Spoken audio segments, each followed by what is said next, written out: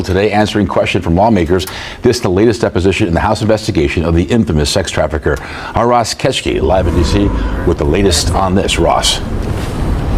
Well, Louis, for months now, members of Congress have been pouring through Jeffrey Epstein's financial history, trying to piece together exactly how he was able to build so much wealth and so many connections to some of the most powerful people in the world, all while running an international sex trafficking operation.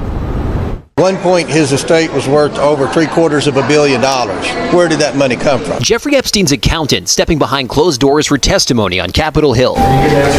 Richard Kahn ran Epstein's finances for years. Lawmakers investigating the case say they're now working to build a paper trail to see if any of that money was connected to Epstein's criminal activity. Jeffrey Epstein's sex trafficking ring would not have been possible without Richard Kahn. Despite being a college dropout and former high school math teacher, Epstein was able to build an empire of wealth and power, managing money for high-profile billionaires. There are somewhere around at least 64 entities affiliated with Epstein that we've discovered, LLCs, companies, different things like that. Members of Congress say Kahn identified some of those clients during his testimony. And that was Les Wexner, Glenn Dubin, Stephen Sinofsky, the Rothschilds, and Leon Black. There was another head of state that was mentioned as having financial transactions with Jeffrey Epstein, not an American one. Lawmakers say Kahn also provided information about at least one settlement payment to an Epstein survivor. That same survivor had reportedly made accusations against President Donald Trump,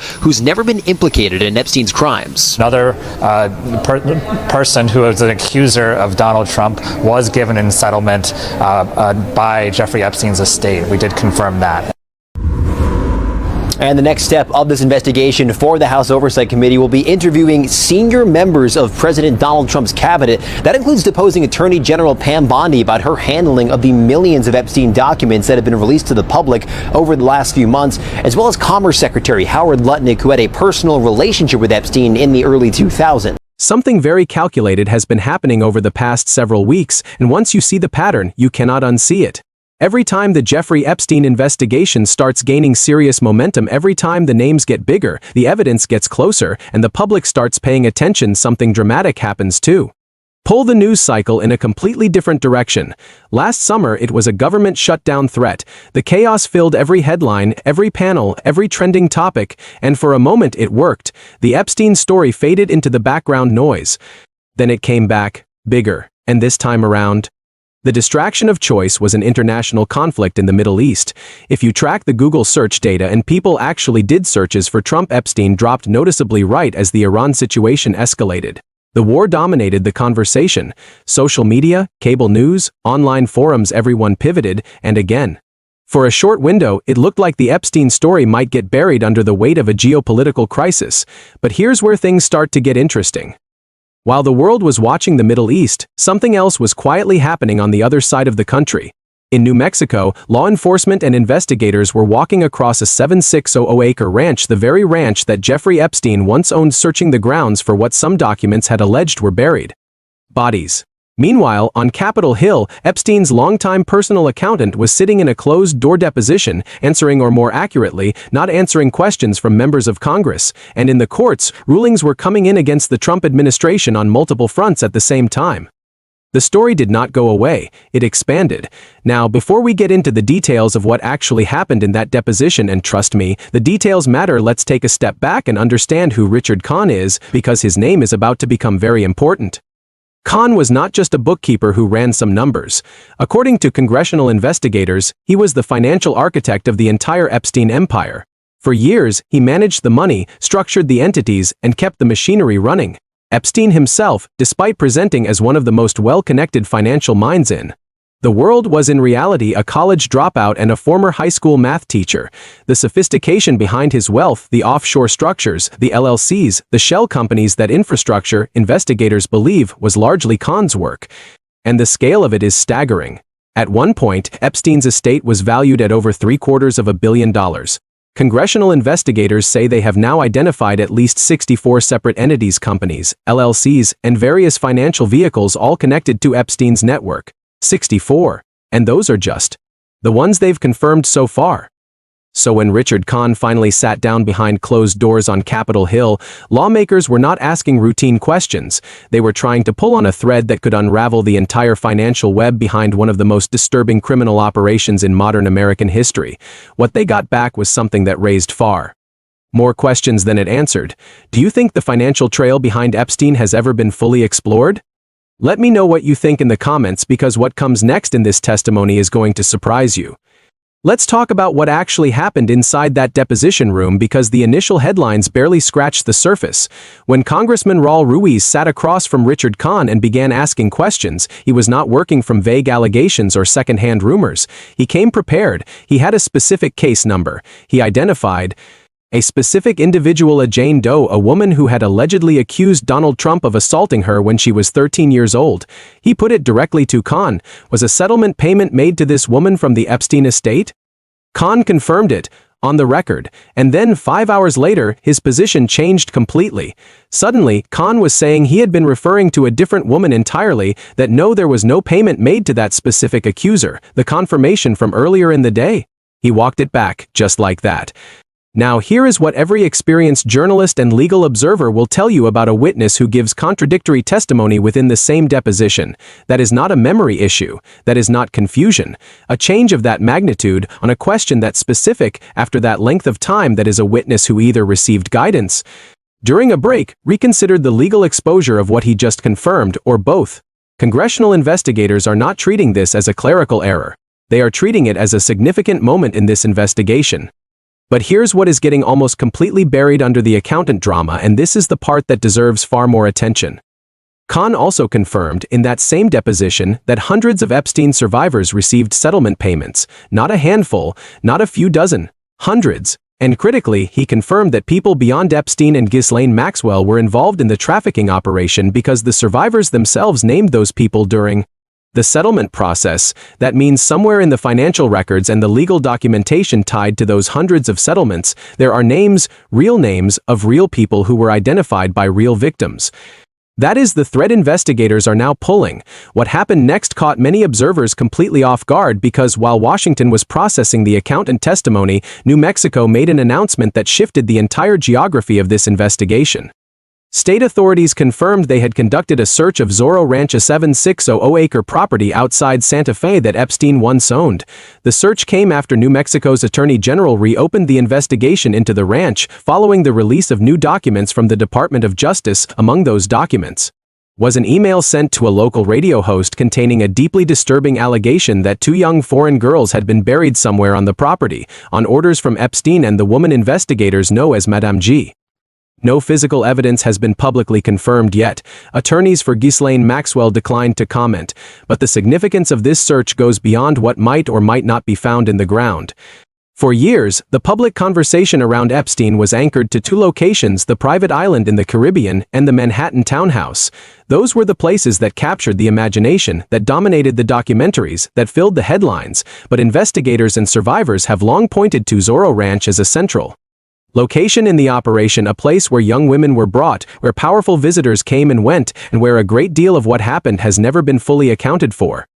New Mexico is now treating it that way. The state legislature funded a multi-million-dollar truth commission specifically to examine what went wrong, what laws failed, and whether there were co-conspirators who were never identified. Survivors and their families, including those connected to Virginia Giuffre, one of Epstein's most prominent accusers, have been pushing for exactly this kind of investigation for years, and unlike so many investigations that expand endlessly with no clear endpoint, this one has a defined timeline, a deadline. A public report is coming. As any journalist will tell you, a hard deadline has a way of forcing results that open-ended investigations never produce. So ask yourself this: if the ranch search turns up physical evidence, if the accountant's contradictory testimony leads to further legal scrutiny, and if the financial trail through those 64 entities starts connecting 2 names we already know, what does that mean for everyone whose name appears in those settlement records? Been used for criminal activity. We're talking about Zorro Ranch. You probably have heard of it. He used to own it. It's just like, maybe half an hour outside Santa Fe. New Mexico's Justice Department says it conducted a search yesterday in cooperation with the ranch's new owners. You'll remember that the state attorney general had reopened an investigation into the ranch last month after it was closed in 2019, following new allegations from the Epstein files. The AG did not specify which allegations, but some of the documents recently released by the DOJ included an email to a local radio host alleging, I'm quoting here, somewhere in the hills outside the Zorro, 2 foreign girls were buried on orders of Jeffrey and Madam G. Now, no evidence has surfaced to confirm these allegations, and attorneys for Ghislaine Maxwell did not immediately return our request for comment. Ryan Riley is covering this one for us. So let's talk it through. There's been a lot of attention on, obviously, Epstein's Island. There's been a lot of attention on the New York townhouse that he owned.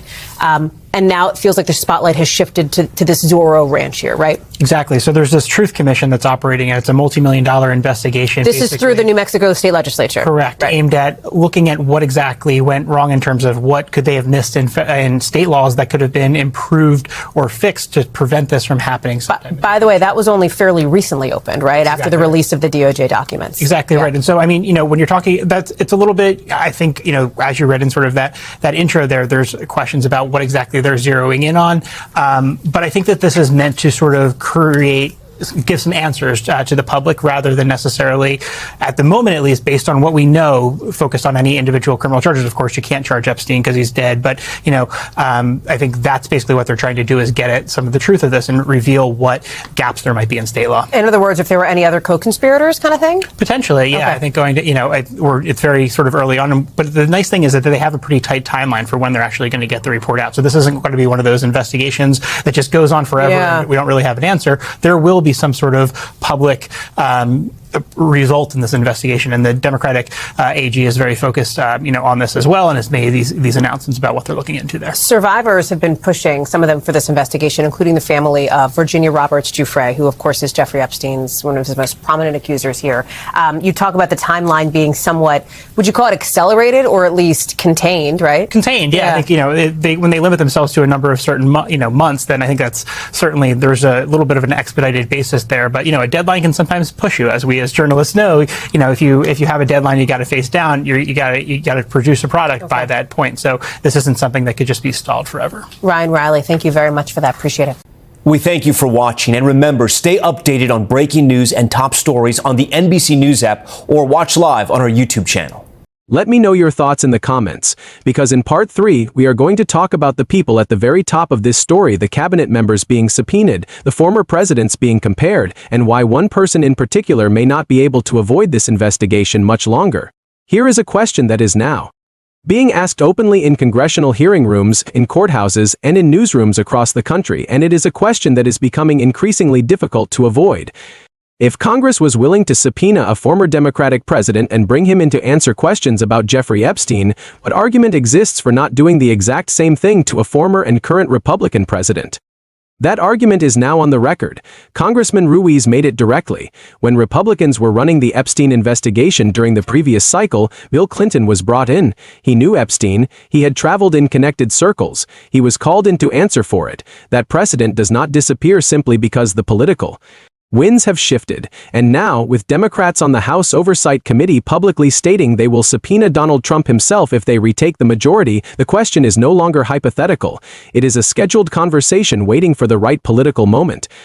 Trump's own response to questions about Epstein has been notably careful. When pressed about his relationship with Epstein during a recent exchange, one of his associates clarified that the two had known each other decades ago, that Trump had not said anything suggesting involvement in any wrongdoing, and that their relationship ended over a real estate dispute, a land deal. That was the explanation offered. But here is what makes that explanation increasingly complicated to sustain. The investigation is no longer operating on the edges. It is moving directly toward the center of the current administration. Attorney General Pam Bondi is not being politely invited to speak with the committee she is being subpoenaed. That is a meaningful distinction. The committee chairman did not attempt a voluntary process first. He went straight to a subpoena, which signals that the committee has already concluded that cooperation was not going to come willingly. Bondi's role in this is significant because she has been overseeing the release and, in some cases, the withholding of Epstein-related documents from the Department of Justice. A bipartisan group of senators has formally accused the administration of violating the Epstein Files Transparency Act. Their specific allegation is that the administration is not just slow-walking the document release, it is actively re-victimizing survivors by suppressing records that those survivors have a legal right to see made public. That is not a fringe accusation, that is a formal, bipartisan, on-the-record charge against a sitting administration. And then there is Commerce Secretary Howard Lutnick, who is also on the committee's radar. Lutnick had a documented personal relationship with Epstein in the early 2000s. He is now among the senior administration officials that investigators say they intend to depose. These are not peripheral figures being called in for background. Context. These are cabinet-level members of the current United States government being pulled into an investigation of a dead sex trafficker because their personal and professional connections to that trafficker have not been satisfactorily explained. And what happened next in this investigation is something that very few people are talking about. The serial numbers for missing FBI interview documents known as 302 seconds are still logged in the Ghislaine Maxwell evidence record. Those documents exist in the system, they are accounted for by number, but the actual contents have not been released. Investigators know they exist, the public knows they exist, and yet they remain out of reach, which means that somewhere in those missing files are interviews, names, and details that someone at some level does not want entering the public record. This is the part of the story that tends to get lost in the daily cycle of new developments, because every week brings a new headline, a new deposition, a new search, a new subpoena, and it becomes easy to treat each one as a separate event, but they are not separate. They are pieces of the same structure being dismantled from multiple directions simultaneously. The ranch is being searched, the accountant is contradicting himself under oath, the cabinet is being subpoenaed, the missing documents are being demanded, and a bipartisan coalition in the United States Senate is formally accusing the sitting administration of covering it up. Donald Trump believed that an international conflict would do what a government shutdown could not make this story disappear, and for a few weeks the search traffic dropped, the cable panels moved on, social media found other things to argue about. But the investigators did not move on, the survivors did not move on, the New Mexico Commission did not leave that ranch, the Congressional Committee did not cancel its depositions, the courts did not reverse their rulings. Every single time this story has been pushed down, it has come back larger, with more names, more documents, and more institutional momentum behind it. So here is where we are right now. The financial network is being mapped, the physical locations are being searched, the legal machinery is accelerating, and the people closest to the administration are being dragged into testimony whether they want to be there or not. The real question, the one that this entire investigation is slowly, methodically building toward, is not whether Jeffrey Epstein had powerful protectors. At this point, the evidence strongly suggests he did. The question is whether those protectors are still powerful enough to stop what is already in motion. Based on everything we have seen over the past several months, the answer to that question is looking less and less certain by the week. What do you think? Is this investigation finally reaching the level where real accountability becomes possible, or will the political pressure find a way to shut it down before the full picture emerges? Drop your thoughts in the comments. This is one of those stories where public attention genuinely matters, because the moment people stop watching, the moment the searches drop and the panels move on, is exactly the moment that pressure disappears. Stay informed, keep asking questions, and we will be right here following every development as it unfolds.